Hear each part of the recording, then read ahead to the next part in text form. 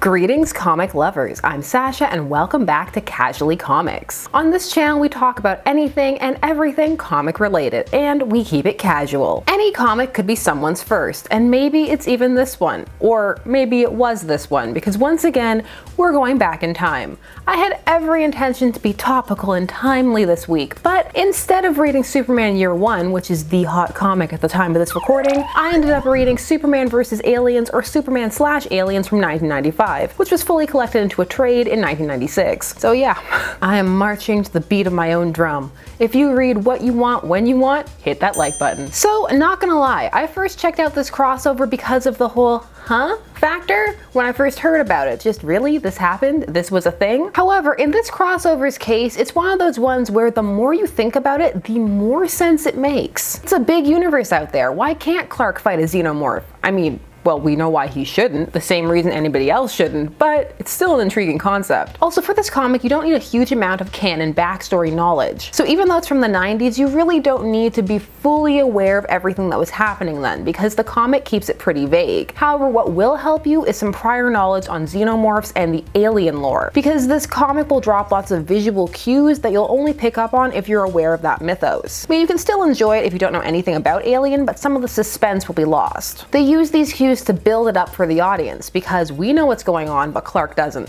He hasn't seen Alien. This comic was written by Dan Jurgens with art by Kevin Nowlan, and it's not quite clear why it exists. I mean, we were on Alien 3 at that point, and Superman had died and come back recently, so his sales were, well, better than they had been. I'm sure someone at the time said something that explained it, but it's kinda hard to track back now, as this wasn't exactly a huge event that people are still talking about. Except for me. This is Superman vs. Aliens. It's 3 issues, and let's take a look at the first one. So a satellite is hurtling towards Earth, and Clark and Lois have been invited to oversee it by Dr. Kimball, an employee hoping to study it for LexCorp, because there are no other companies in Metropolis. We all know that Lex has a monopoly. However, as they fly towards it, not only is it crashing into the ocean, but it's been transmitting radio signals that are clearly, to Clark's ears at least, Kryptonian. So Clark sneaks off to examine the probe as Superman. Also, it's heavily implied here that we're in a continuity where Lois knows that Clark is Superman, but they don't harp on it, and at the moment it's not really that important. But what is that to create the diversion so that he can sneak off, Clark uses his heat vision to crash the helicopter. Gently crash it? Worth it? Clark flies off and learns of the break-off city that changes as continuity needs it to. This time it's drifting through space and sending off distress beacons. Driven by a need to learn more about his people, Clark manages to convince Dr. Kimball that he should go ahead first in a scout ship, in exchange for her getting first dibs at the tech that he brings back, and hopefully she won't use it for evil. Of course, we know he's going to be bringing back Xenomorphs, and no one wants that. Not even Lex. Clark sets off, and for a while the comic just takes some time to let him brood for a bit, because it recaps an event for us wherein the last Kryptonians that Clark had met were evil, you know, as it happens, and he had to kill them. And this niche tie-in comic makes a more credible bid for Clark killing than the Man of Steel, or as I like to call it, Man of Mope. And yet I've spent so much time reading fics from the DCEU. But I digress. These panels showcase guilt, sadness, and a true necessity that is earned as it is balanced against the weight of Superman's history, which is ever present in comics, but had yet to be established in the DCEU. So when you think about it in that universe, aside from the couple of things you see him do first, he's just killing right out the gate.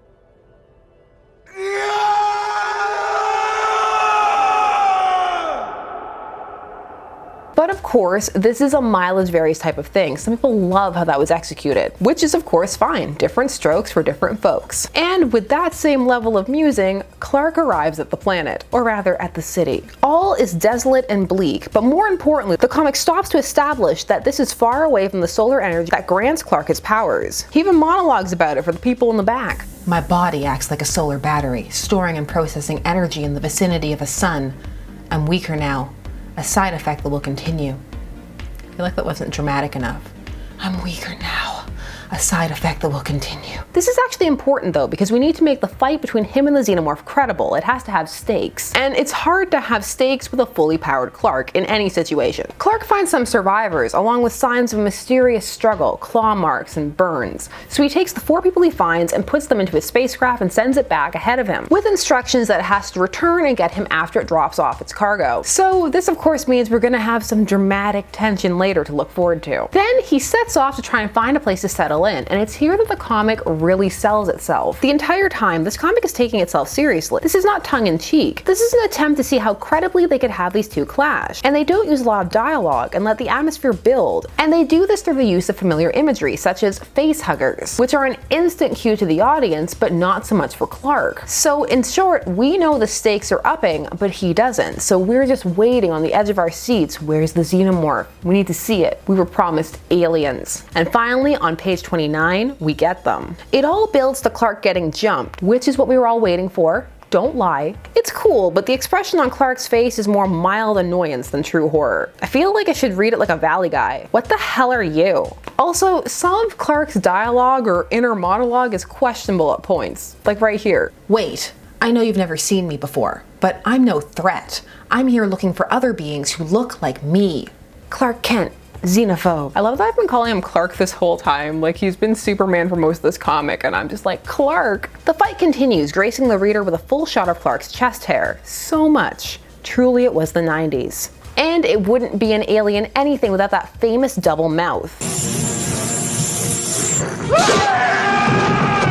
Although again, Clark doesn't look as pained as he should. He actually looks more into it than anything. Which, hey, no kink shaming here. Slowly, the alien begins to gain the upper hand over the weakening Clark until he is rescued by a mysterious Kryptonian, who, as soon as you see her, it's Kara. However, at the time this was written, this was meant to be a bit of a moment, and it falls kind of flat now, at least more flat than it would have at the time. At the time of this recording, Supergirl is everywhere. She has comics, she has a series, so people know who she is and what's going on with her. However, at the time, Supergirl had been dead for several years, actually a decade. She had died in 1985's Crisis on Infinite Earths, killed Nora to clean up DC's continuity and also to refresh Clark's backstory and bring him back to being the last true Kryptonian. So seeing her was meant to be a treat, an homage. Although by this point, she was kind of back around-ish. It was a bit confusing. I mean, it still is, just not to the same extent, but hey, still cool. The issue ends with a chest burster breaking its way out of one of the survivors. I am so glad I read this instead of being topical and timely. Crossovers are not for everybody. As mentioned the last time we talked about one, some people just feel they need to stay in their lane. But to me, this one made a lot of sense. And it's a cool fight. I'm ready for Batman vs. Alien now. Yes, that happened too. I'm also stoked for more of Clark's mullet. Reporter in the front, hero in the back. So what's the most random comic you've ever picked up? And did you enjoy it? Also, are you into crossovers? Let me know down below. And of course, do all of the YouTube things. Like, share, comment, subscribe, and turn on those notifications so that you never miss another Casually Comics vid, because we're gonna be going all over the place. Let me know what other comics we should look at down below as well, and I'll see you again soon. Bye-bye.